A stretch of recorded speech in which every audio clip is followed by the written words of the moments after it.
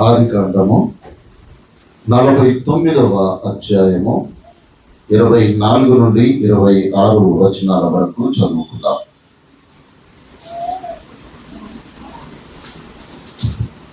యాకోబు కొలుచు పరాక్రమశాలి అయిన హస్తబలము వలన అతని విల్లు బలమైన దగును.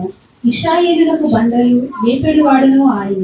నీకు సహాయము చేయి నీ తండ్రి దేవుని వలనను, పైనుండి మింటి దీవెనలతోనూ క్రింద రాగి ఉన్న అగాధ జలముల దీవెనలతోనూ తనముల దీవెనలతోనూ గర్భముల దీవెనలతోనూ నేను దీవించిన సర్వశక్తిని దీవెన వలన అతని బాహుబలము దిట్టపరచబడును. నీ తండ్రి దీవెనలు నా పూర్వీకుల దీవెనల పైన చిరకాల పర్వతము కంటే హెచ్చుగా ప్రబలమగును.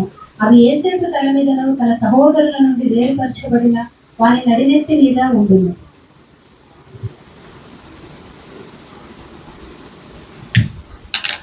ప్రార్థన చేసుకున్నాం. సర్వోన్నతుడా, సర్వకృపానిధి అగు ప్రభువా, నీకే వందనాలు తండ్రి. నీ అద్భుతమైన కృపను బట్టి వందనాలు. ఇదిగో నీ పరిశుద్ధ లేఖనములలోని ఆత్మీయ సత్యాలను మేము ఎరుగునట్లు మా హృదయ నేత్రములను తెరవమని మా ప్రభు అయిన యేసుక్రీస్తు ద్వారా వేడుకొంటున్నాము తండ్రి. ఆమేన్.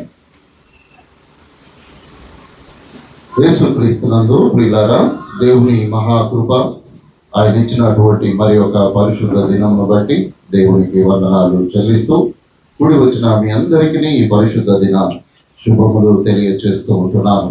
దేవుడు సెప్టెంబర్ మాసం అంతా తన కృపలో మనల్ని భద్రపరిచారు. అనేక అనారోగ్యములు ప్రతి కుటుంబంలో ఉన్నప్పటికీ దేవుని ఆదరణ చేత మనం తృప్తిపరచబడి మరి ఒక నూతన మాసంలో మనం అడుగుపెట్టి ఉన్నాము. ఈ మాసం అంతా దేవుడు తన కృపా కనికరములతో సంఘంలో ఉన్న ప్రతి కుటుంబాన్ని ఆశీర్వదించాలని నా ప్రార్థన అయి ఉంటున్నది. ఆదికాండము మనము ధ్యానము చేసుకుంటున్నప్పుడు యాకోబు ఎవరిని ఆశీర్వదిస్తున్నాడో తెలుసా? ఇక్కడ ఎవరిని ఆశీర్వదిస్తున్నాడు? ఇది ఆశీర్వచనమేనా? ఎవరిని ఆశీర్వదిస్తున్నాడు అది మాత్రం మనకు తెలియదు. ఇది యాకోబు యోసేపును ఆశీర్వదిస్తున్నటువంటి ఆశీర్వచనం. యాకోబుకు ఎన్నో కుమారుడు యోసేపు? అది కూడా తెలియదు. యాకోబుకు 11వ కుమారుడు యోసేపు. రాహేలుకు జ్యేష్ఠ కుమారుడు. రాహేలుకు ప్రథమ సంతానము, యాకోబుకు 11వ సంతానము. అనగా యాకోబు లేయాకు మరి వారి దాసీలకు కలిగిన సంతానము తర్వాత రాహేలును దేవుడు జ్ఞాపకం చేసుకున్నప్పుడు కలిగినటువంటి ప్రథమ సంతానము యోసేపు. ఇక్కడ యోసేపును దేవుడిని యాకోబు ఆశీర్వదిస్తూ ఉంటున్నాడు. ఇది ఈ మాటలు ధ్యానం చేయడానికి నేను సుమారు ఈ సందర్భము ఒక 15 రోజుల క్రిందట నుండి నేను రాసుకుంటూ ఉంటున్నాను. ఎంత ధ్యానం చేసినా నాకు ఏదో ఎక్కడో మిస్ అవుతా ఉంది. ఏం మిస్ అవుతుందో నాకు అర్థం కావట్లేదు. ఈ 3 వచనాలను నేను ధ్యానం చేస్తూ గడిచిన వారం అంతా ధ్యానం చేశాను. నాకు ఒకటే పట్టుదల ఉంది, ప్రభువా ఈ వాక్యమును నేను ధ్యానించాలి. ఎందుకొరకనగా దేవుని లేఖనములలోని ఆత్మీయ సత్యాలను మనము గ్రహించకపోతే ఇక మనము దానిని చదివి కూడా మనము వ్యర్థమే. కాబట్టి నాకు శనివారం ఉదయము నేను 6 గంటలకు లేచి స్నానం చేసి 7:15కు నేను మందిరానికి వచ్చి ప్రార్థన చేసుకొని కూర్చున్నప్పుడు ఈ మాటలలోని దేవుని సత్యాలను దేవుడు నాకు బయలుపరిచాడు. ఎందుకొరకు నేను ఈ మాటలు జ్ఞాపకం చేస్తున్నాను అనగా, మనము వాక్యము చదవడము అనేటటువంటిది చాలా సులభం. ఒక పుస్తకం చదివినట్లు మనం చదువుకుంటూ వెళ్ళవచ్చు. కానీ ఆ వాక్యములోని ఆత్మీయ సత్యాలను మనము గ్రహించకపోతే దాని వలన మనకు కలిగేటటువంటి ప్రయోజనము శూన్యముగా ఉంటుంది. నేను అంతగా ధ్యానించడానికి గల కారణము ఏమిటి అనగా, యాకోబు యొక్క ఈ యోసేపును యాకోబు ఆశీర్వదించడము అనేటటువంటిది ఇది ఒక అతి పెద్ద ఆశీర్వాదముగా బైబిల్ గ్రంథంలో మనకు కనబడుతుంది. చాలా పెద్ద ఆశీర్వాదము. తన ఆ కుమారులందరినీ పిలిచినప్పుడు ఆయన మీరు ఇంటికి వెళ్ళాక ముందు ఒక అధ్యాయాల్లో మీరు చదవండి, ఒక 4-5 మాటలతో తన కుమారులందరినీ ఆశీర్వదిస్తాడు. కొందరికి శాపము కలిగినటువంటి మాటలు కూడా ఆయన పలుకుతాడు. కానీ యోసేపు యుద్ధకు వచ్చేసరికి ఒక సుదీర్ఘమైనటువంటి ఆశీర్వాదం. హెబ్రీ భాషలో ఉన్నటువంటి బైబిల్లో 61 పదాలతో ఉన్నటువంటి ఆశీర్వాదం ఇది. అంటే యోసేపు యాకోబునకు తన చాలా కాలం ఆయన దూరంగా ఉన్నాడు. చాలా కాలం దూరంగా ఉన్నాడు. అది ఒక కారణమై ఉండవచ్చును. దాని తర్వాత తన కుమారులందరికంటే ఉన్నతమైనటువంటి స్థితిలో యోసేపు ఉండి ఉండవచ్చును. అందునిమిత్తము ఒక కారణమై ఉండవచ్చును. లేదు అనేనంటే తన కుమారులలో లేయాకు కలిగినటువంటి ఆ జ్యేష్ఠ కుమారుడిగా, ఆ ప్రథమ సంతానముగా, ఆ రాహేలు యొక్క ప్రథమ సంతానముగా మరి యాకోబు యోసేపును ప్రేమించి ఉండవచ్చును. ఎందుకొరకనగా ఆయన లాబాను దగ్గర పని చేసిందే రాహేలు కోసం. కానీ లేయాను పెళ్లి చేసుకోవడము, ఆ తర్వాత రాహేలును పెళ్లి చేసుకోవడము, రాహేలును అత్యధికంగా ప్రేమించినందువలన రాహేలుకు ఆ చివరి దినాల్లో ఆయన కలిగినటువంటి ఆ కుమారుణ్ణి బట్టి ఆయనకు ఆలోచన కలిగి ఉండవచ్చును. ఏది ఏమైనప్పటికీ ఈ వాక్య భాగాన్ని మనము ధ్యానము చేస్తూ ఉంటున్నప్పుడు ఇది ఒక సుదీర్ఘమైనటువంటి ఆశీర్వాదం. ఎవరికి కలిగింది?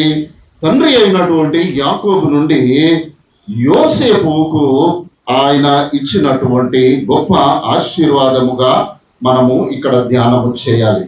ఇందులో మనము అర్థము చేసుకోవలసినటువంటి విషయం ఏమిటి అనగా, ఇక్కడ యోసేపును ఆయన ఆశీర్వదించక మునుపు మనకు ఆ 24వ వచనం నుండి 26వ వచనం వరకు ఆయన ఆశీర్వచనాలు పలుకుతూ ఉంటున్నప్పుడు ఆయన మొట్టమొదటిగా దేవుని యొక్క ఉన్నతమైనటువంటి స్థితిని యోసేపుకు జ్ఞాపకం చేస్తూ ఉంటున్నాడు. మొదటి 24వ వచనంలో చూస్తే దేవుని విషయమై 5 విషయాలు అక్కడ యోసేపుకు యాకోబు జ్ఞాపకం చేస్తూ, ఆ తర్వాత 7 దీవెనలను ఆయన అక్కడ ఆయన కొరకు పలికినట్లుగా మనము చూస్తాము. ఇది మనము జ్ఞాపకము చేసుకోవలసినటువంటి విషయము. ఎందుకొరకనగా ఉన్నటువంటి 3 వచనాల్లో ఒక శ్రేష్టమైనటువంటి 5 మాటలు కనబడతాయి. యాకోబు ఆ యోసేపునకు ఇచ్చినటువంటి 7 దీవెనలను, దాని వలన కలిగేటటువంటి ఫలితములను మనకు ఈ లేఖన భాగములో కనబడుతున్నట్లుగా మనము చూస్తాము. ఈ శ్రేష్టమైనటువంటి 5 మాటలను మనము జ్ఞాపకము చేసుకుంటున్నప్పుడు మొట్టమొదటిగా దేవుడు యాకోబు యోసేపుకు చెప్తున్నాడు, యాకోబు కొలుచు దేవుడు పరాక్రమశాలి అయి ఉన్నాడు అని చెప్తున్నాడు. యోసేపు ఏమన్నా వేరే దేవుణ్ణి కొలుస్తున్నాడా? కాదు కదా. యోసేపు అంతకంటే భక్తిమంతుడు, యాకోబు కంటే భక్తి కలిగినటువంటి వాడు, అతి కష్ట సమయంలో కూడా దేవునిని విడవక నడిచినటువంటి వాడు, చెరసాల బందీగృహము అయినప్పటికీ దేవుని యొక్క నామమును మరచినటువంటి వాడు కాదు. కానీ ఇక్కడ తండ్రి యొక్క బాధ్యత యాకోబు నెరవేరుస్తూ ఉంటున్నాడు. ప్రియులారా, నేను అందుకే తల్లిదండ్రులకు చాలా సార్లు జ్ఞాపకం చేశాను, ఏ స్థితి అయినా ఏదైనా నీవే జ్ఞాపకం చేయాలి. యవన కాలంలో ఉన్నటువంటి వారికి అనేకమైన ఆలోచనలు, అనేకమైన తలంపులు ఉంటాయి. కానీ తల్లిదండ్రులు తమ బాధ్యతను మరవకూడదు. తల్లిదండ్రులు తమ బాధ్యతను ఎప్పుడైతే మరుస్తారో బిడ్డలు చెడిపోయే అవకాశం ఉంటుంది. ప్రియులారా, ఇక్కడ యోసేపు భక్తిపరుడని యాకోబుకు తెలుసు. అయినప్పటికీ ఆయనను ఆశీర్వదించక మునుపు యాకోబు సెలవిస్తున్నాడు, ఓ కుమారుడా, నేను కొలిచేటటువంటి దేవుడు పరాక్రమశాలి అయి ఉన్నాడు అని తెలియజేస్తూ ఉంటున్నాడు. రెండవది ఆయన చెబుతున్నటువంటి మాట, ఈ ఇశ్రాయేలు ప్రజలకు ఆయన బండ అయి ఉన్నాడు అని సెలవిస్తూ మూడవ మాటగా చెప్తున్నాడు, ఆయన పరాక్రమశాలి మాత్రమే కాదు, కానీ ఆయన ఆహారమును దయచేయువాడు, ఆయన మేపెడివాడు అని జ్ఞాపకం చేస్తూ నాలుగవ మాటగా ఆయన అంటున్నాడు, ఆ దేవుడు నీ తండ్రికి దేవుడై ఉన్నాడు అని చెప్తూ ఐదవ మాటగా అంటాడు, ఆయన సర్వశక్తుడు అని సెలవిస్తాడు. ఈ 5 మాటలు మీకు ఈ 3 వచనాల్లో మొట్టమొదటిగా యోసేపుకు యాకోబు జ్ఞాపకం చేస్తూ ఉంటున్నాడు. తల్లిదండ్రులమైనటువంటి మనము మొట్టమొదటిగా బిడ్డలకు తెలియజేసాల్సినటువంటి విషయం కదా, జాగ్రత్తగా పోయిరాయి బిడ్డ అని ప్రార్థన చేసి పంపిస్తాము. కానీ నీవు నమ్మినటువంటి దేవుడు నీ జీవితంలో చేసిన అద్భుత కార్యములను మరి నీవు నీ బిడ్డలకు నీవు తెలియచేస్తూ ఉంటున్నావా? ఇశ్రాయేలు ప్రయాణములో అంతటిలో కూడా మోషే రెండవసారి ఆజ్ఞలను తెలియజేయడానికి గల కారణం ఏంటిదో తెలుసా? వారి పితరులు వారి బిడ్డలకు దేవుని యొక్క మాటలను చెప్పలేదు, వారు నేర్పించలేదు. అందునిమిత్తమే మరలా నాయకత్వం వహిస్తున్నటువంటి మోషే రెండవసారి ఆ యవనస్తులైనటువంటి వారికి మరలా ఇదిగో నీ దేవుడు ఇటువంటి వాడు అని చెప్పవలసి వచ్చింది. ప్రియులారా, ప్రియమైనటువంటి దేవుని బిడ్డలారా, ప్రియమైన దేవుని బిడ్డలారా, మనము నేర్పించగలిగినటువంటి వారముగా ఉండి కూడా మనము నేర్పించకపోతే మనము పాపము చేసిన వారిలో ఒకరిగా ఉంటామేమో. జాగ్రత్త కలిగినటువంటి వారముగా మనము ఉండాలి. మనము చేసేటటువంటి ప్రతి కార్యము, మనము చేసేటటువంటి ప్రతి ఆలోచన అది దేవునికి అనుకూలమైనటువంటిదిగా ఉండాలి. ఎందుకో తెలుసా? నీ చేయి నీ బిడ్డల మీద ఉండాలి. నీ చేయి నీ బిడ్డల మీద ఉన్నప్పుడు నీ నోటి నుండి వచ్చేటటువంటి ఆశీర్వచనము వారి జీవితములలో ఫలించాలి అని అంటే నీవు నమ్మకమైనటువంటి వాడవుగా నీవు ఉండాలి. ఈ నమ్మకత్వము లేనటువంటి జీవితాన్ని నీవు గడుపుతూ నీ బిడ్డలను ఆశీర్వదిస్తాను అని అనంటే దాని యొక్క ఫలితము నీ బిడ్డలు ఒకవేళ అనుభవించలేకపోతారేమో. జాగ్రత్త కలిగినటువంటి వారముగా మనము ఉండాలి అనేటటువంటి విషయాన్ని దేవుడు ఈ ఉదయకాలము మనకు జ్ఞాపకము చేస్తూ ఉంటున్నాడు. 5 విషయాలు దేవుని గురించి ఆయన 5 శ్రేష్టమైన మాటలను యోసేపుకు జ్ఞాపకము చేసి 7 దీవెనలను ఆయనకు కలుగజేస్తూ ఉంటున్నాడు. మొట్టమొదటిగా ఆయనకు చెప్తున్నటువంటి మాట పరలోకపు దీవెనలు అని చెప్తున్నాడు. మింటి దీవెనలతో, రెండవది అగాధ జలముల దీవెనలతో, మూడవది స్తనముల దీవెనలతో, నాలుగవది గర్భముల దీవెనలతో, ఐదవది నిన్ను దీవించు సర్వశక్తుని దీవెనలతో, ఆరవది నీ తండ్రి దీవెనలతో, ఆ తర్వాత 7వది ఏమంటున్నాడు? నీ పూర్వీకుల దీవెనలతో, నీ పితరుల యొక్క దీవెనలతో మనము ఆశీర్వదింపబడాలి. ఇది క్రైస్తవ జీవితములలో ఎప్పటి నుండి ఉండాలి? బాల్యము నుండే ఈ ఆశీర్వాదములకు మనము పాత్రులముగా మనము ఎంచబడాలి. ప్రియులారా, కానీ ఈ రోజుల్లో ఉన్నటువంటి అబద్ధ బోధకులను బట్టి మనుషులు పరుగులెత్తుచూ ఉంటున్నారు. నేను ఒక సేవకుడు ఒక టీవీలో బోధించేటటువంటి వాడు మన దగ్గర నాగారంలో సాయంత్రం ఒక ఆరాధన ప్రారంభిస్తున్నాడట. కాపరి కమిటీలో ఉన్నటువంటి నాకు తెలియజేశారు, అయ్యా సాయంత్రం పోయి ఆయనతో మనం మాట్లాడాలి, లేకపోతే మీ సంఘానికి మీ అవతల ఉన్నటువంటి 3-4 సంఘాలకు చాలా ఎఫెక్ట్ అంటే నేను ఒకటే చెప్పాను, నా సంఘంలోనికి వారు వచ్చి వారి ఫోన్ నంబర్లు ఇచ్చినా కూడా నా సంఘం నుండి ఒక్కరు కూడా వాళ్ళ దగ్గరికి పోరయ్యా, నా సంఘం గురించి చింత ఏమీ లేదు, కానీ మీ సంఘాలకి ఏమైనా చింత ఉంటే చెప్పండి, నేను వచ్చి మాట్లాడతాను అని చెప్పాను. కారణం ఏంటిదో తెలుసా ప్రియులారా? కాపరి సరి అయినటువంటి వాడుగా లేకపోతే కదా అప్పుడు బాధపడాలి. కాపరి నడిపించేటటువంటి వాడుగా లేకపోతే కదా అప్పుడు బాధపడాలి.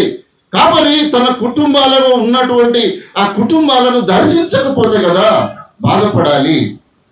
ఈ సంఘం ఏంటిదయ్యా? దేవుడు తన స్వరక్తం ఇచ్చి సంపాదించినటువంటి సంఘము. ఆ సంఘమును కాయుటకు దేవుడు ఒకరిని అధ్యక్షుడిగా ఎంచుకున్నాడు.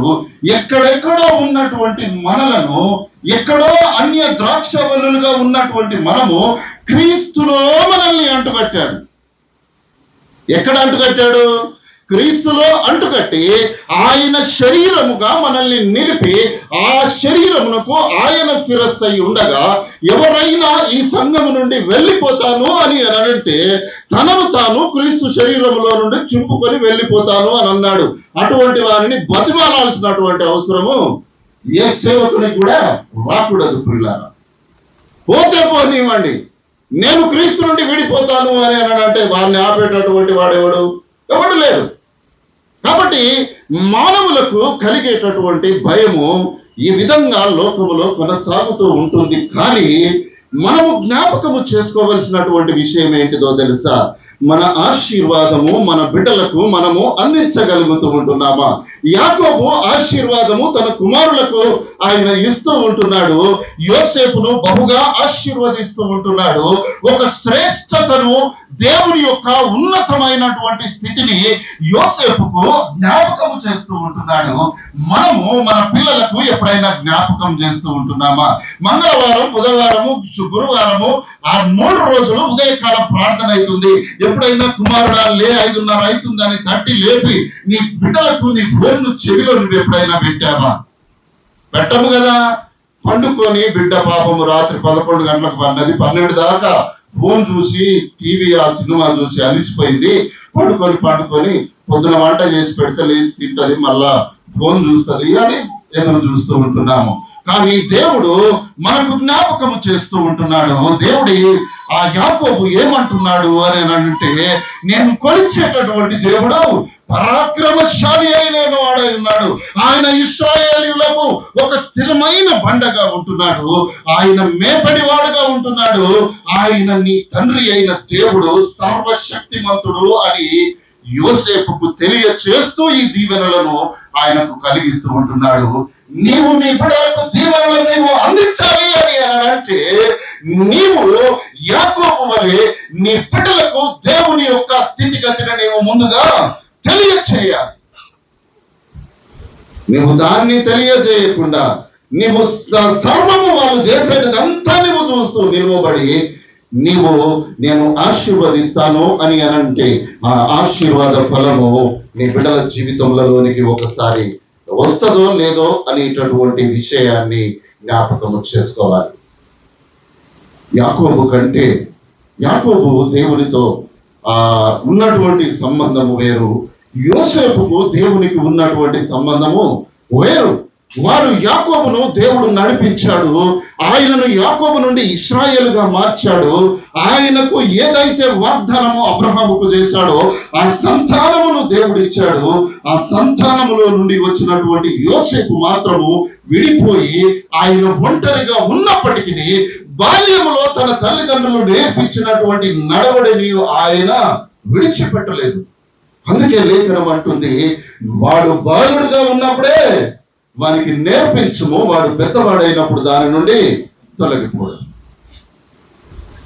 ప్రియమైన దేవుని బిడ్డలారా, ఇక్కడ యోసేపుకు దేవుని శక్తి తెలియదని కాదు, కానీ యాకోబు తన కుమారుడికి దేవుని శక్తిని తెలియచేస్తూ ఉంటున్నాడు. నీ బిడ్డలకు ఆ శక్తి తెలిసి ఉండవచ్చును, కానీ నీవు జ్ఞాపకము చేయవలసినటువంటి వాడవుగా ఉన్నావు.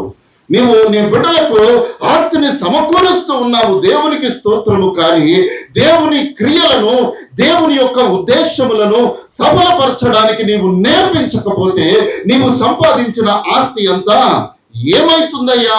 ఈ లోకమును, ఈ లోక యాత్రను మనిషి విడిచిపెట్టినప్పుడు అవి పెంటగా ఎంచబడేటటువంటిదిగా ఉంటుంది. కాబట్టి ప్రియమైన దేవుని బిడ్డలారా, యాకోబు కొలుచు దేవుడు ఎటువంటి వాడు? ఆయన పరాక్రమశాలి అయినటువంటి దేవుడు. నెహెమ్యా అంటాడు, దేవా నీవు చూపే కృపను బట్టి మహాపరాక్రమశాలివి నీవు, మహాభయంకరుడవు అని ఆ నెహెమ్యా గ్రంథము 9వ అధ్యాయం 32వ వచనంలో ఆయన అంటాడు. ప్రియమైనటువంటి దేవుని బిడ్డలారా, ఆయన మహాపరాక్రమశాలి. ఎందుకొరకు అనగా ఆయన సైన్యములకు అధిపతియగు యెహోవా అని పిలువబడుచున్నటువంటి దేవుడు. ఆ దేవునికి మనము బిడ్డలముగా ఉన్నాము, మనము కుమారులము కుమార్తెలముగా ఉన్నాము, మనము రాజులముగా యాజకులముగా దేవుని యొక్క సమూహములో నిలువబడిన పరిశుద్ధులముగా అతి పరిశుద్ధులముగా ఆయన ఇచ్చేటటువంటి జీవ కిరీటమును పొందుకునే అర్హత కలిగినటువంటి వారముగా దేవుని సన్నిధిలో కనబడుతూ ఉంటున్నాము. మన మనస్సులో కలత పెట్టుకొని, మన మనస్సులో ఒక విరోధ భావముతో నీవు దేవుని సన్నిధిలో నీవు నిలువబడి, లేదు అని అంటే విరోధ భావము మన జీవితములలో ఉంచుకొని మన బిడ్డలను ఆశీర్వవంతులుగా వారు కావాలని నీవు ఆశిస్తే దాని వల్ల కలిగేటటువంటి ఫలితము శూన్యము అని దేవుడు సెలవిస్తూ ఉంటున్నాడు. ఎందుకొరకనగా ఆ సైన్యములకు అధిపతి అయినటువంటి దేవుడు ఆయన సృష్టికర్త అయి ఉంటున్నాడు. సృష్టి యావత్తును ఆయన సృష్టించినటువంటి దేవుడు అయి ఉంటున్నాడు. ఆయన మాటతో ఈ సమస్తమును సృష్టించి ఒక శ్రేష్టత కలిగినటువంటి మానవుని మాత్రము తన హస్తములతో ఆయన సృష్టించాడు. ప్రియమైనటువంటి దేవుని బిడ్డలారా, మనము ఆ పరాక్రమశాలి అయినటువంటి యాకోబు కొలుచు దేవుని యొక్క ఆ బిడ్డలముగా మనము కూడా మరి ఆ దేవుని స్తుతించడానికి మనము ఆశ కలిగి ఉన్నామా? మన బిడ్డలను ప్రోత్సహిస్తూ ఉంటున్నామా? దేవుని సన్నిధిలో నిలవబడడానికి వారిని ప్రోత్సహిస్తున్నామా? ప్రార్థించడానికి ప్రోత్సహిస్తూ ఉంటున్నామా? అసలు ముందుగా మనం ప్రార్థిస్తున్నామా లేదా అని ప్రశ్నించుకోవాలి. ఎందుకొరకనంటే మనము చేయని కార్యం ఇంకొకరికి చెప్పడానికి వీలు లేదు. నేను యవనస్తులకు అదే చెప్తాను, వాక్యం చెప్పాలంటే ముందు మీరు దాన్ని సిద్ధపడి రావాలి. మీరు సిద్ధపడి రాకుండా, మీరు వాక్యము చదవకుండా నేను వాక్యము బోధిస్తాను అని అననంటే దాని వలన ఏంటిది అసలు ప్రయోజనము?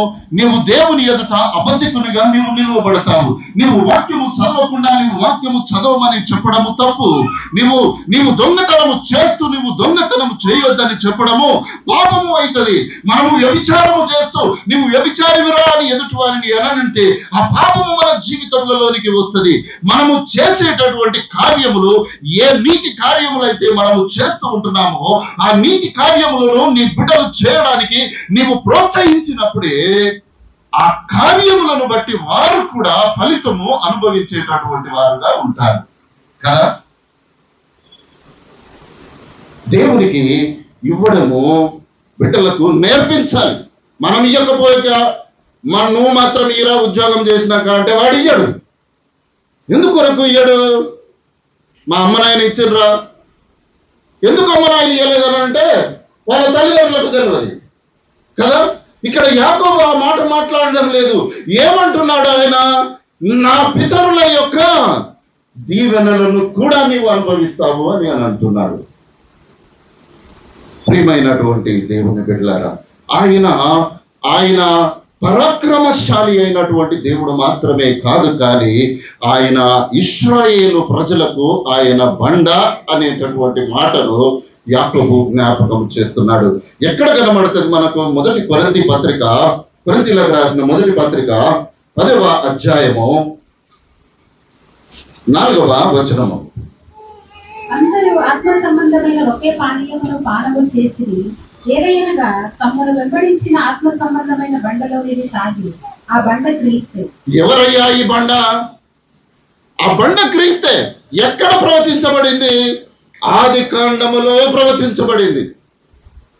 ఆది కాండములో ప్రవచించబడినటువంటి ఆ బండ ఎవరు?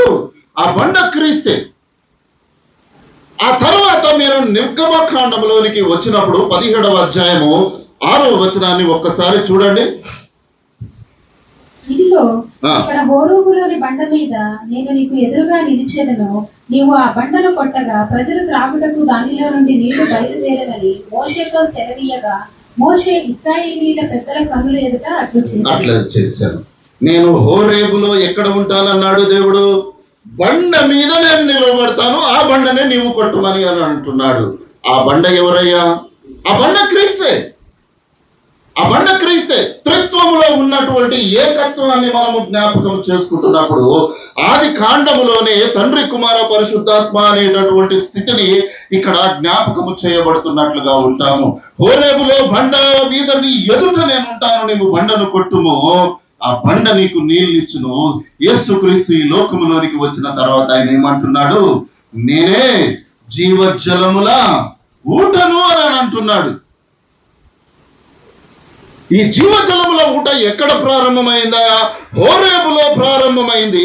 ఆ జీవజలమును తాగినటువంటి ఇశ్రాయేలు ప్రజలు ఆ బండలోనిది త్రాగిరి. ఏలయనగా తమ్మును వెంబడించిన ఆత్మ సంబంధమైన బండలోనిది త్రాగిరి. ఆ బండ క్రీస్తే. కాబట్టి ప్రియమైన దేవుని బిడ్డలారా, ఆ తర్వాత సంఖ్యాకాండంలోనికి వచ్చిన తర్వాత ఆ మోషేతో దేవుడు మరలా సెలవిస్తాడు, అయ్యా ఈ బిడ్డలు సలుగుతూ ఉంటున్నారు, ఇదిగో వెళ్ళి ఆ బండతో మాట్లాడుము అని అంటాడు. 20:28 ఉంటది. ఆ బండతో మాట్లాడుము అని అన్నప్పుడు ఇశ్రాయేలీయుల యొక్క సలుగును బట్టి, వారి యొక్క అవిధేయతను బట్టి మోషే అహరోనులకు వేదన కలిగి దేవుడు చేయవద్దని చెప్పినటువంటి పనిని వారు చేసి ఆ బండను ఎక్కడైతే హోరేబులో కర్రతో కొట్టారో అదే విధంగా మాట్లాడమన్న బండతో కర్రతో కొట్టి శాపగ్రస్తులై, నేను మీకు ఏదైతే కానానికి పంపిస్తాను అని అన్నానో మీ ఇద్దరు చూడరు, మీరు ఇక్కడనే అయిపోయింది మీ జీవితం. కాబట్టి ప్రియమైన దేవుని బిడ్డలారా, దేవుడు ఏ కార్యము చేయమని మనల్ని ప్రోత్సహిస్తూ ఉంటున్నాడో, ఏ ఆజ్ఞలైతే మనకి ఇస్తూ ఉంటున్నాడో దాని యందు నిలకడగా ఉండేటటువంటి వారముగా మనం ఉండాలి. కానీ దేవునికి విరోధమైన కార్యము చేస్తే అది మోషే అయినా సరే, అహరోన్ అయినా సరే, ప్రధాన యాజకుడైనా సరే, దావీదు వంటి మహారాజు అయినా సరే, దేవుని యొక్క శిక్షకు వాడు పాత్రుడుగానే ఎంచబడతాడు అనేటటువంటిది ఇక్కడ జ్ఞాపకం చేయబడుతూ ఉంటున్నాం. చూడండి, యెషయా గ్రంథము 28వ అధ్యాయము 16వ వచనం చూడండి ఒకసారి.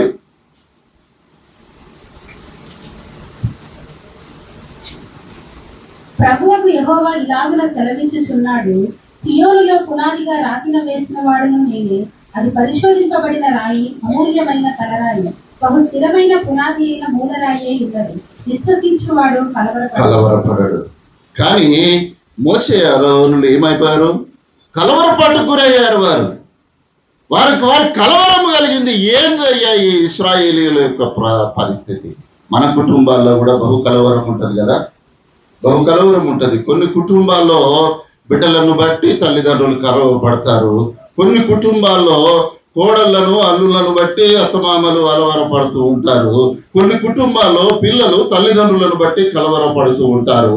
మొత్తానికైతే ఏదో ఒక కలవరము క్రైస్తవ కుటుంబాల్లో ఖచ్చితంగా ఉంది.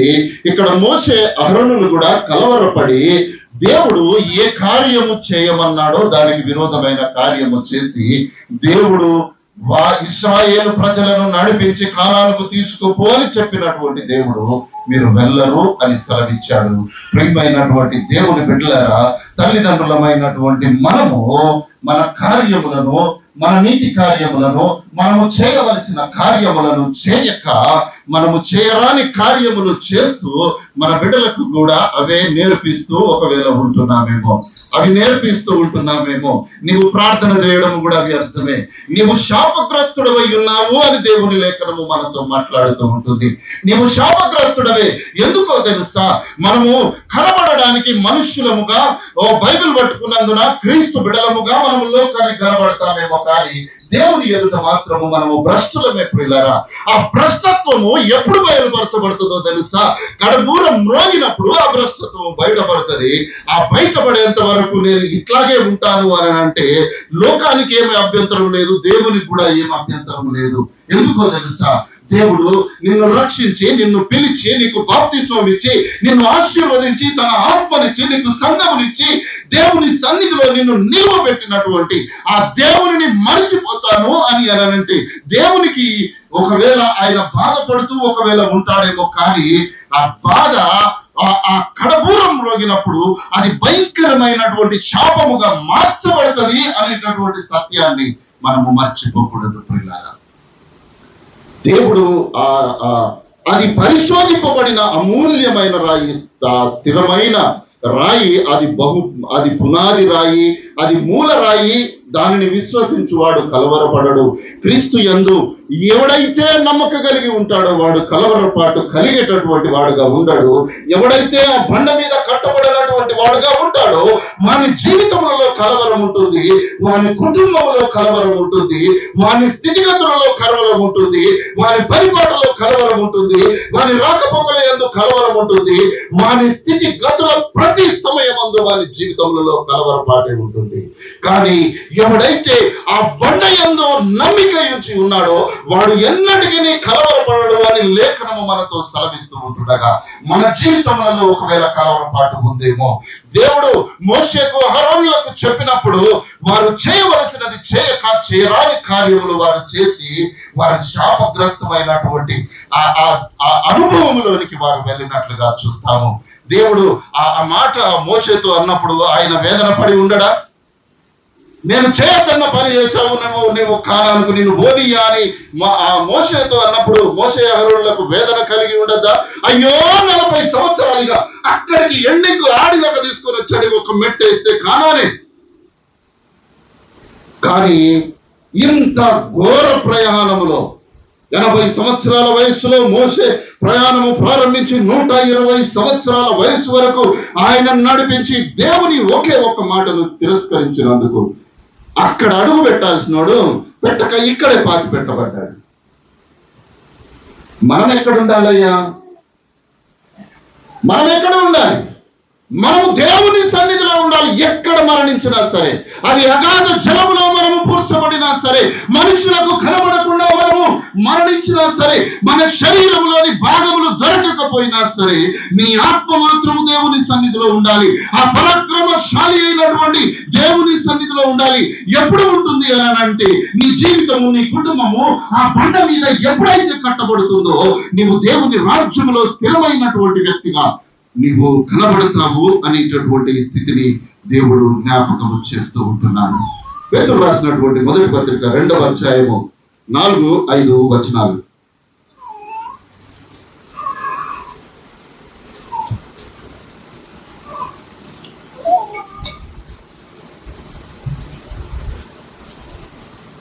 దేవదూతలు పాపము చేసినప్పుడు, మొదటి పేతురు పత్రిక 2వ అధ్యాయము 4-5 వచనాలు. మనుషుల చేత విసర్జింపబడినను దేవుని దృష్టికి ఏర్పరచబడినది అమూల్యమును సజీవునైన రాయియగు ప్రభువునద్దకు వచ్చిన వారిని యేసుక్రీస్తు ద్వారా దేవునికి అనుకూలమగు ఆత్మ సంబంధమైన బలులు అర్పించుటకు పరిశుద్ధ యాజకులుగా ఉండునట్లు మీరును సజీవమైన రాళ్ల వలె నుండి ఆత్మ సంబంధమైన మందిరముగా కట్టబడుచున్నారు. ఇక్కడ ఏం చెప్తున్నాడు? మనుష్యుల చేత విసర్జింపబడినను దేవుని దృష్టికి ఏర్పరచబడినదు అమూల్యమునైన సజీవమైన రాయియగు ప్రభువునొద్దకు వచ్చిన వారై దేవునికి అనుకూలమగు ఆత్మ సంబంధమైన బలులను అర్పించుటకు పరిశుద్ధ యాజకులుగా ఉండినట్లు మీరును సజీవమైన రాళ్ల వలె ఉండి ఆత్మ సంబంధమైన మందిరముగా మీరు కట్టబడుచు ఉంటున్నారు. ఎవరమయ్యా మనము? ఒక మామూలు మనుషులమా? ఏ స్థితిగతులు లేనటువంటి దిక్కుమాలినోళ్ళమా మనము? కాదు కదా. నీ తండ్రి అయినటువంటి దేవుడు ఆయన శ్రేష్ఠుడైనటువంటి దేవుడు, ఉన్నతమైనటువంటి స్థితి కలిగినటువంటి దేవుడు, సజీవమైనటువంటి దేవుడు. ఆయన సైన్యములకు అధిపతియగు అని దేవుడు అని పిలువబడుతున్నటువంటి దేవుడు. అటువంటి దేవుని బిడ్డలముగా ఉన్నటువంటి మనము దేవుని దృష్టిలో మనము ఆత్మ సంబంధమైన మందిరము అని దేవుడు అనుకుంటున్నాడు. నీవేమనుకుంటున్నావో నాకు తెలియదు, నేనేమనుకుంటున్నానో నీకు తెలియదు. కానీ మనమేమై ఉన్నామో ఆ దేవునికి ఖచ్చితంగా తెలుసు. మారు మనస్సు లేకపోతే మార్చుకోవాలి, పద్ధతులు మార్చుకోవాలి, స్థితిగతులు మార్చుకోవాలి, మన ఆలోచన విధానము మార్చుకోవాలి, దేవునికి విరోధమైనటువంటి ప్రతి ఆలోచనను మార్చుకోవాలి. మార్చుకోవడం ఏం పెద్ద కష్టం కాదు ప్రియులారా. కాబట్టి ప్రియమైనటువంటి దేవుని బిడ్డలారా, మనము ఆత్మ సంబంధమైన మందిరముగా ఎక్కడ కట్టబడుతున్నాము? సజీవమైన రాళ్ల వలె ఉండే ఆత్మ సంబంధమైన మందిరముగా మనము కట్టబడుతున్నాము. ఎక్కడ కట్టబడుతున్నామో తెలుసా? మత్తయి సువార్త 16:18 అంటాడు, ఓ పేతురు, ఈ బండ మీద నా సంఘమును నీవు కట్టుదువు. ఏ బండ మీద కట్టబడ్డాము మనము? క్రీస్తు అనే బండ మీద మనము కట్టబడ్డాము. ప్రియులారా, బండ మీద కట్టబడినటువంటి సంఘము ఎక్కడైనా కూలిపోతుందా?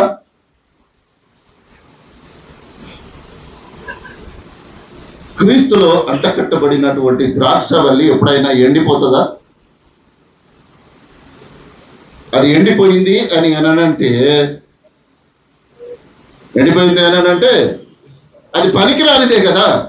పనికిరానటువంటిది ఉంటే ఎండిపోతే కదా. మన ఇంట్లో బాగా సామాన్లు క్రిస్మస్ రాగానే దులుపుడు మొదలు పెడతారు కదా. అప్పటి వరకు సంవత్సరం అంతా తీసి ఇది పనికొస్తుంది, ఇది పనికొస్తుంది, ఇది పనికొస్తుంది అని మొత్తం ఇంటి నిండా పెడతాం. కరెక్ట్ ఇక క్రీస్తు పుడతాడు అనగానే ఇక దులుపుడు మొదలవుతుంది. అయ్యో ఇదెందుకు పడే, ఇదెందుకు పడే, ఇదెందుకు పడే, ఇక ఓ చెత్త తీస్తే ఒక బండెడు చెత్త ఇంట్లో వెళ్తుంది.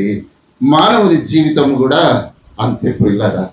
మనము చెత్త నింపుకోవడానికి ఇక్కడికి రాలేదు. మన హృదయంలో చెత్త ఉండదు, మన హృదయంలో దుర్బోధ ఉండకూడదు, మన హృదయంలో దేవునికి విరోధమైన ఆలోచనలు ఉండకూడదు. ఇదంతా మనము నింపుకొని జనవరిగా ఆ December 31 రాత్రి 12 గంటలకు వాగ్దానం తీసుకొని ప్రభువా అని అంటే, నువ్వు ఎవడవో నాకు తెలియదు రా దరిద్రుడా అని దేవుడు అంటాడు. చెత్తనే ప్రియులారా, అది పనికి రానటువంటి దాచిపెట్టుకునేందుకు ఎప్పటికెప్పుడు పడేసేయాలి.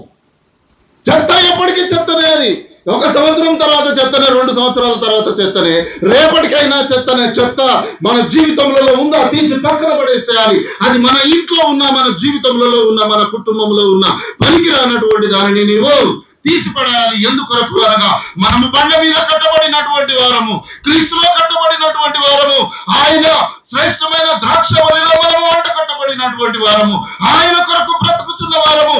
నా మట్టుకు బ్రతుకుట క్రీస్తే, చావైతే నాకు లాభము అని చెప్పగలిగేటటువంటి ధైర్యము కలిగినటువంటి మనుషులముగా, క్రీస్తు బిడ్డలముగా ఈ లోకములో జీవిస్తూ ఉంటుండగా ఇంకా ఈ చెత్తను ఇంకా జీవితాల్లో నింపుకొని దేవునికి విరోధమైన స్థితిలో మనము జీవిస్తూ ఉంటున్నామేమో.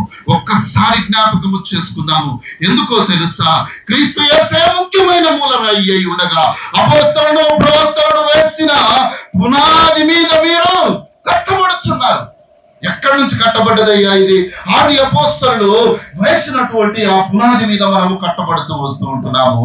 ఆ పునాది, ఆ బండ, ఆ క్రీస్తులో మనము కట్టబడుతున్నాము.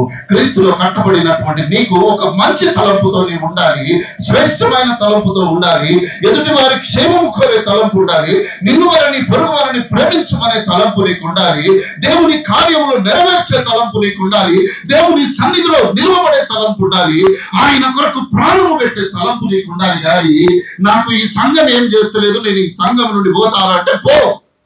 నిన్నెవడాపుతాడయ్యా? ఎవడాపుతాడు? నేను పోయి దండం పెట్టి అయ్యా నీ కాలు ముక్తారా అని తీసుకొని రావాలా? నాకు అవసరం లేదు. నీవు కట్టబడ్డది క్రీస్తులో. క్రీస్తు నిన్ను పిలిచాడు, ఈ సంఘములో నిలువబెట్టాడు. నేనుండను అని అంటే నీవు పోమని నేను కూడా చెప్తున్నాను. ఆ క్రీస్తు ప్రభువుల వారు కూడా అదే మాట చెప్తున్నాడు.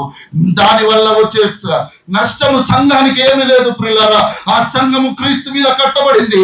కొమ్మ ఆరిపోతే, ఎండిపోతే దాన్ని ఎట్లా తెప్పి పడేస్తామో ఇది కూడా అంతే. కాబట్టి జ్ఞాపకము చేసుకుందాము. ఆయన మీద కట్టబడినటువంటి మనము, ఆయన ఆహారము దయచేయువాడు, ఆయన మేపడివాడు. మీరు చూడండి, సంఖ్యాకాండం 27వ అధ్యాయము 15వ వచనం చూడండి.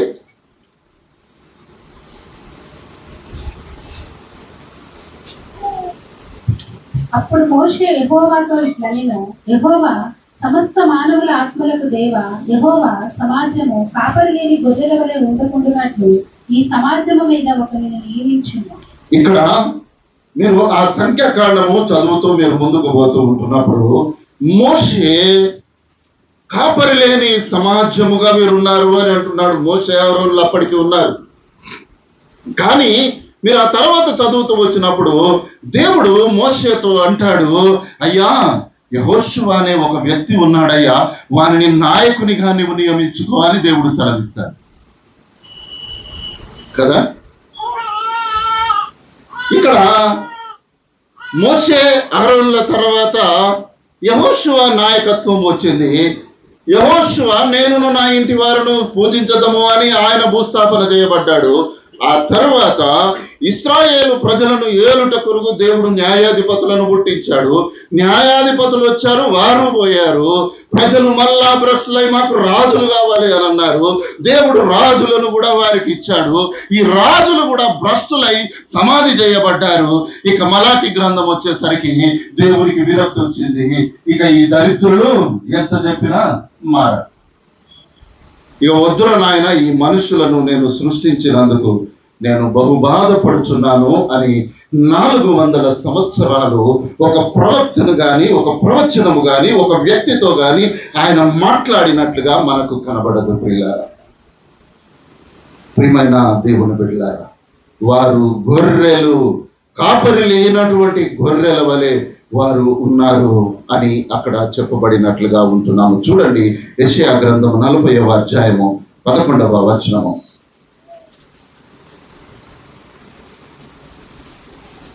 గొర్రెల కాపరి వలె ఆయన తన మందను మేపును, తన బాహువులో గొర్రె పిల్లలను కూర్చి రొమ్మున ఆనించుకుని మోయును, పాలిచ్చు వాటిని ఆయన మెల్లగా నడిపించును. ఎవరయ్యా ఈయన? న్యాయాధిపతుల? మోషేనా? యెహోషువనా? న్యాయాధిపతుల? లేకపోతే ఎవరైనా రాజుల? వీరందరూ పోయారు. ఇక బలహీనమైనటువంటి వాటిని, పాలిచ్చే వాటిని ఆయన రొమ్మున ఆనించుకొని నడిపించేటటువంటి వాడు ఒకటికి రావాలి అని దేవుడు ఆలోచన చేశాడు. కాబట్టి ఆ ఏ జీవజలపు ఊట అని ఏ బండ అయితే సంఘము కట్టబడుతుందో ఆ బండను ఆయన ఈ లోకములోనికి పంపించాడు. ఆయన గొర్రెల కాపరి వలె తన మందను మేపును, పాలించు వాటిని ఆయన మెల్లగా నడిపించును. ఆయన రొమ్మును ఆనించుకొని తన ప్రజలను నడిపించడానికి ఇక ఈ న్యాయాధిపతులు, రాజులు, యాజకులు సమస్తము పోయిన తర్వాత ఇక ఎవ్వడునూ ఇటువంటి వాడు లేడు, ఎవ్వడునూ తన ప్రజలను ప్రేమించేవాడు లేడు అని తలంచినటువంటి దేవుడు తన ప్రియ కుమారుణ్ణి ఆయన ఈ కాపరి లేనటువంటి ఈ గొర్రెల కొరకు ఆయన గొర్రెల కాపరిగా ఆయన పంపించినట్లుగా చూస్తాం. మీకా గ్రంథము 5వ అధ్యాయము 4వ వచనము.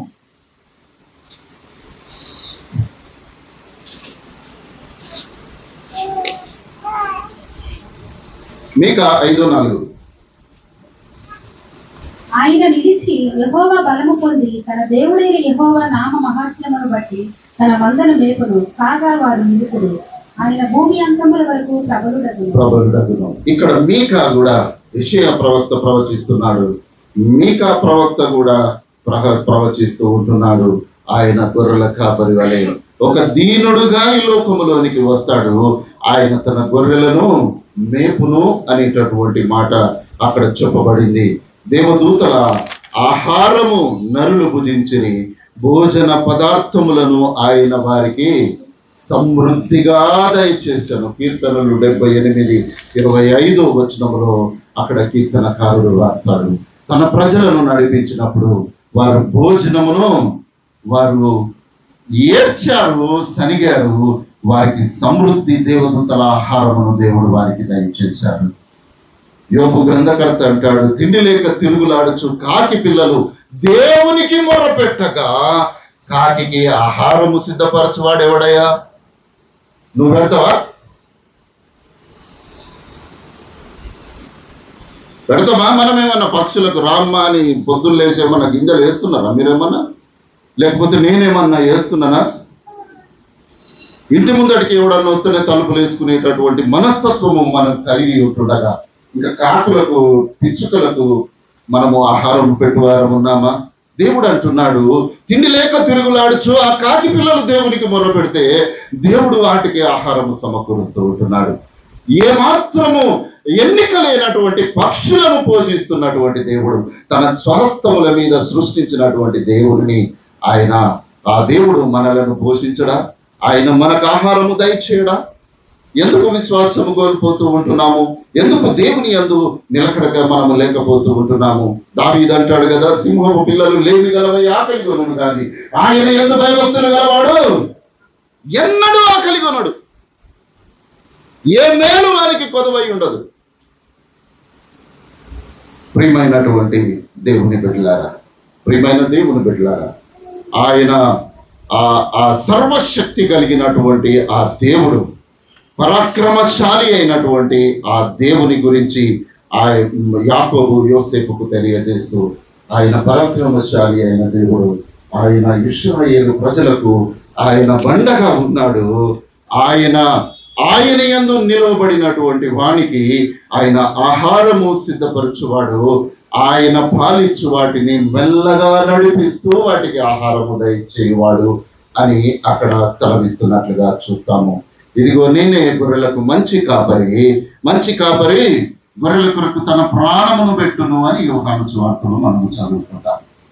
కాబట్టి ప్రియమైన దేవుని బిడ్డలారా, ఆయన ఎవరు అనగా, మనము మన పితరులలో మరి క్రీస్తును సేవించిన వారు ఉన్నారో లేరో మనకైతే తెలియదు. కానీ పితరుల దేవుడు అని యాకోబు చెప్పడంలోనే ఆంతర్యం ఏమిటి అనగా, ఆదాము నుండి కూడా యాకోబు వరకు అందరూ దేవునిని స్తుతించినటువంటి వారే, దేవునిని ఎరిగినటువంటి వారే కనుక అక్కడ నీ తండ్రి దేవుడు అని యోసేపుకు జ్ఞాపకం చేస్తూ ఉంటున్నాడు. మోషే మండుచున్న అగ్ని పొదకు పోయి నీవు ఏ దేవుడవయ్యా అని అడిగినప్పుడు ఏం చెప్తాడు? నీ తండ్రి దేవుడను, అబ్రహాము దేవుడను, ఇస్సాకు దేవుడను, యాకోబు దేవుడను అని చెప్పగా మోషే ఏం చేశాడు?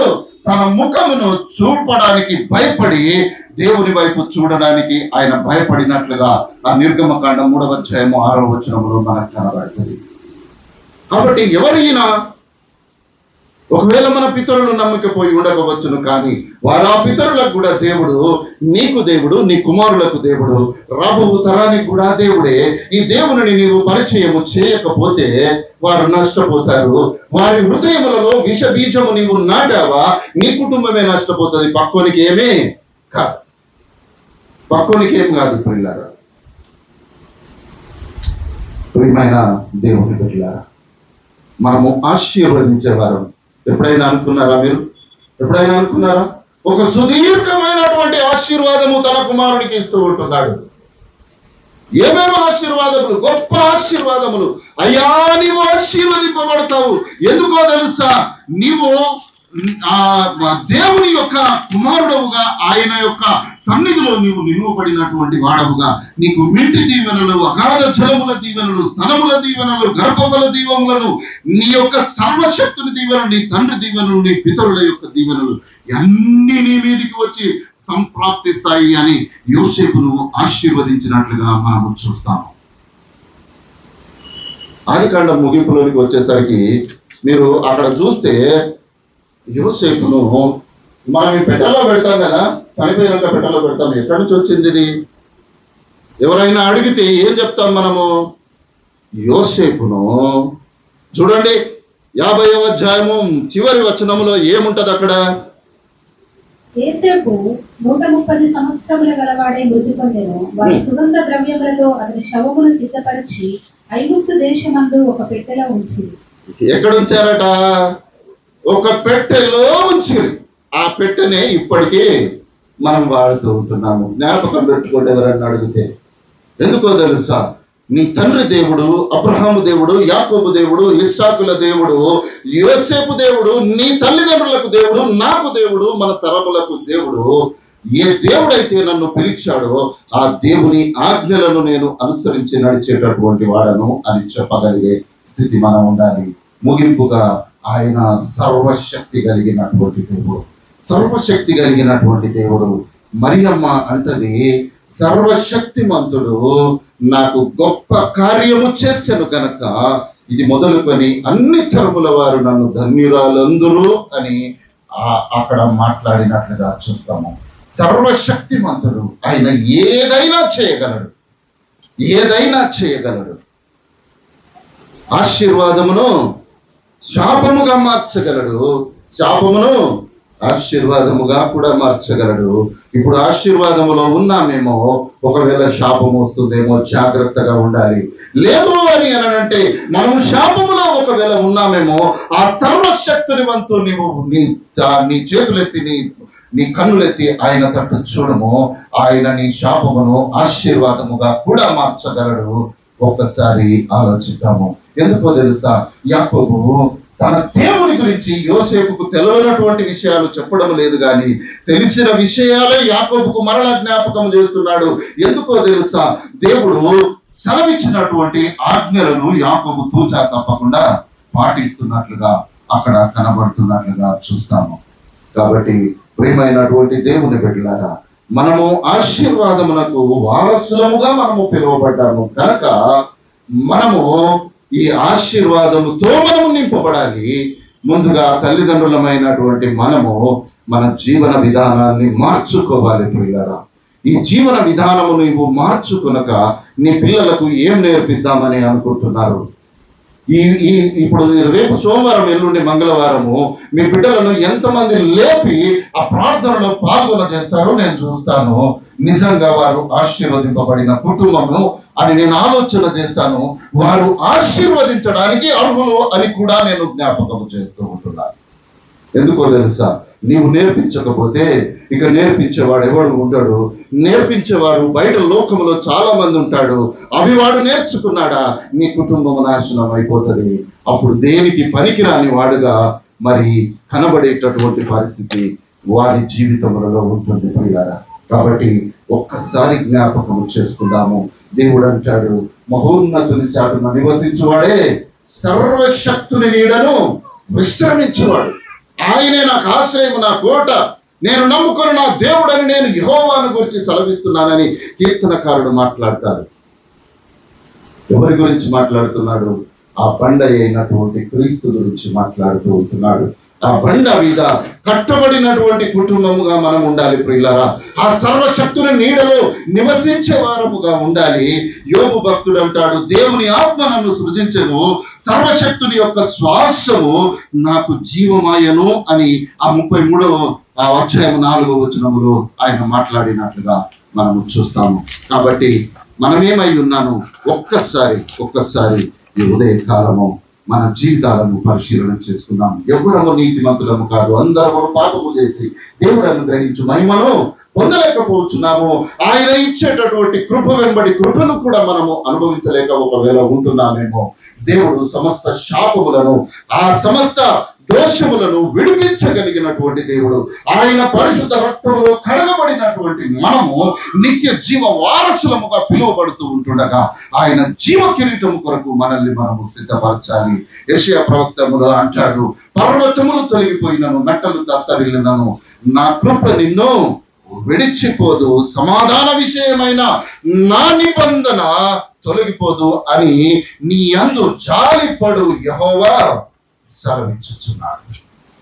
నీ యందు జాలిపడు యెహోవా సెలవిస్తున్నాడు. ఏమని? పర్వతాలు కొట్టుకుపోని, ఎక్కడ ఏమైపోని, నేను మాత్రము నిన్ను, నీ కుటుంబాన్ని విడవను అని దేవుడు సెలవిస్తున్నాడు.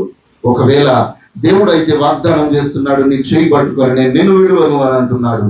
నీవు దేవుని చేయి విడిపించుకుంటాను అని అంటే, నీవు విడిపించుకుంటాను అని అంటే దానికి దేవుడు చేయగలిగింది ఏమీ లేదు. మనమంతా సంఘం ఎవ్వరు ఏమి, ఎక్కడి నుండి వచ్చామో, ఎక్కడ పుట్టామో, ఎక్కడ పెరిగామో, ఏందైపోయామో, మనల్ని దేవుడు తన కుటుంబంలో వ్యక్తులనుగా ఆయన మనల్ని సిద్ధపరిచాడు. ఆ నిత్య జీవము కొరకు మనమందరము ప్రార్థనా పరులముగా, వీరులముగా ఆయన రాజ్యము కొరకు ఇతరులను సిద్ధపరిచే సంఘముగా మనం ఉండాలి. అటువంటి గొప్ప కృప దేవుడు ఈ ఉదయ కాలము మనందరికీ దయచేయును గాక.